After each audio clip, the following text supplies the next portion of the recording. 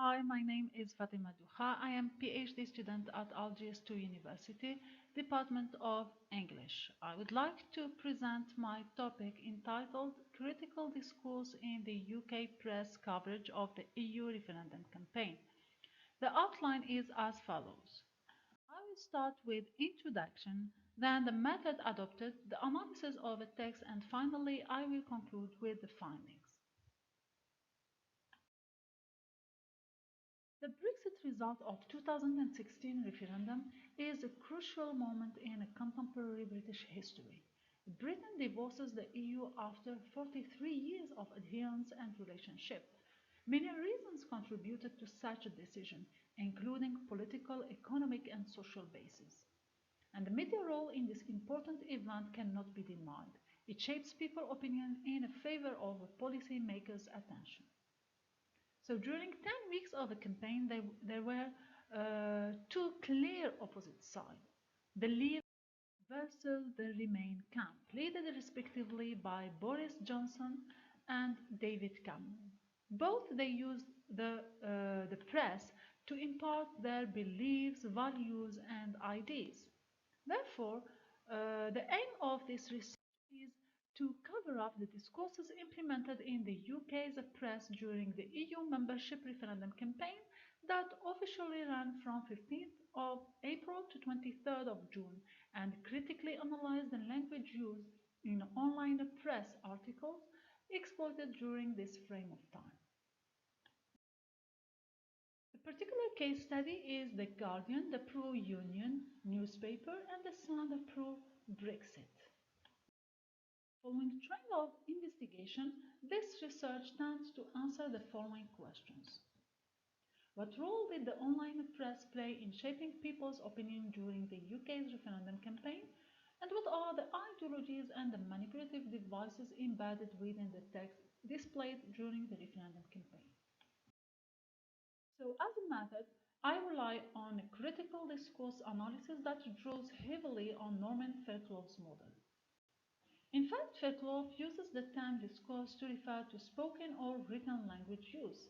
He views language as a form of a social practice. CDA model consists of three dimensions of a discourse analysis, which are interrelated and connected processes. We have text analysis, processing analysis, and the social analysis. And this research, or in this research, the focus is only on the first stage of analysis that deals with the texture, the organization of a text, and the form of a text. So raising question related to the aspect of vocabulary and grammar is mainly one part of discourse analysis that contribute to the understanding of power relations and ideological processes in a discourse. So let's start first with the lexical feature of the text, so which is divided into two parts. We have the words value and the use of metaphor. Concerning the words value, for the reason that the producer of the text exploits the headline to express his ideological view of the reported news, a special focus is given to the choice of the lexis employed in the headlines. So the examination shows that the majority of the headlines advocate negative representation of both immigration and Britain's economy, which were the most eminent themes during the referendum campaign. So this pessimistic view can be confirmed with this figure that represents the amount of expressive word in the headline. So the words are selected according to their connotation, either to promote a positive or negative insight into the question of both economy and immigration. So the expressive values that the word hold, such as killed, was, warm, and among many other terms, were found in the headlines of the reports of both campaigners, and very few words denoting a positive image and inspiring hope for a better future were found such as stronger and safer. So this negative view is twofold. On the one hand, it presents a pessimistic situation that aims at conveying a tragic view of Britain after referendum. On the other hand, it gives Britons a role of the hero who holds the key to rescue their country on the day of the referendum. Concerning the rhetoric of a metaphor, according to Fairclough, it is a means of representing one aspect of experience in terms of another. So, for instance, the metaphor of Pinocchio here in illustration was employed several times in the reports of both companions. So, uh, in this passage, the metaphor of Pinocchio used to represent George Osborne has more than one account. First, the substitution of the meaning liar. Second, the political satire of making fun of Osborne to gain the sympathy of audience. And the third account is an act of dehumanization that represents a direct attack on the remains companion.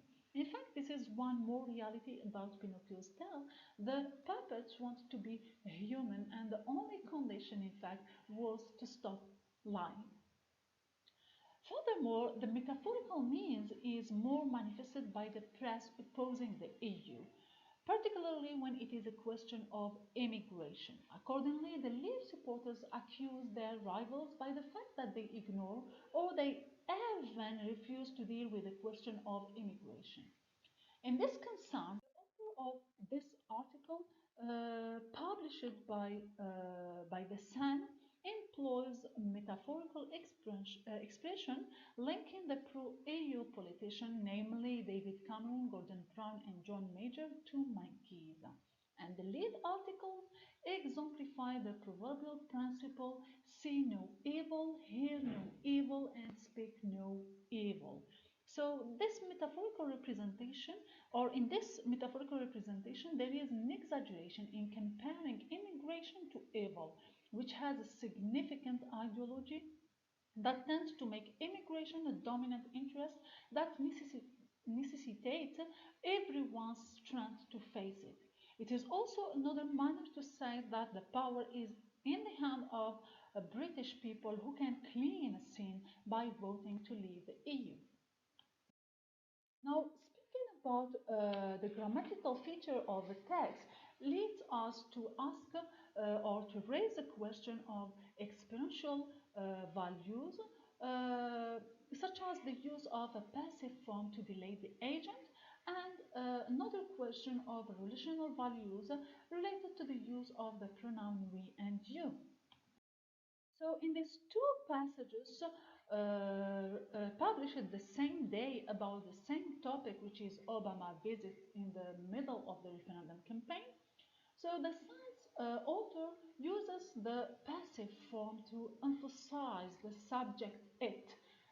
It here refers to the word Q. So as we can read, it had been written by Downing Street. In the same manner, the Guardian authors employs the passive form, but this time the subject is different. Obama. Obama was being manipulated by Downing Street. So in these two passive sentences, the agency is blurred. So the responsible for the action to write and to manipulate is unnamed. In fact, who wrote the word Q to Obama and who manipulated the US President Obama? So this maneuver is ideologically contested to hide the responsibility of the action process.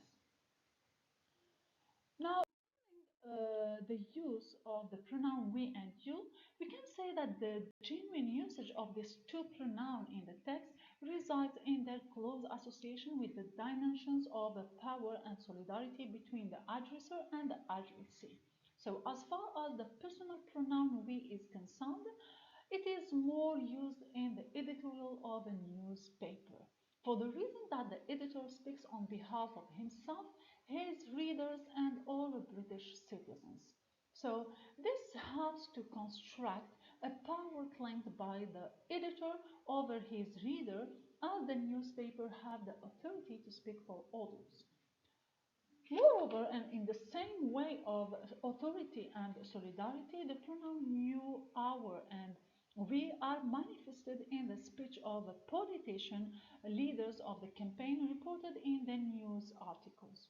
For for instance, in the interview with The Guardian, David Cameron makes use of the pronoun you to attract the audience's attention. So he consistently merges you with our to create a relationship of solidarity between him and his audience.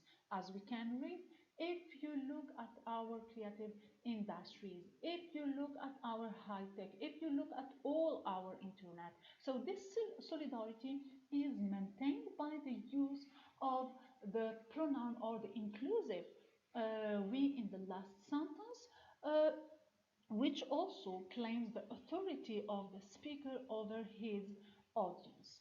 So, as a conclusion, we can say that the findings reveal a stimulation of the reader's mind through the linguistic features of a text.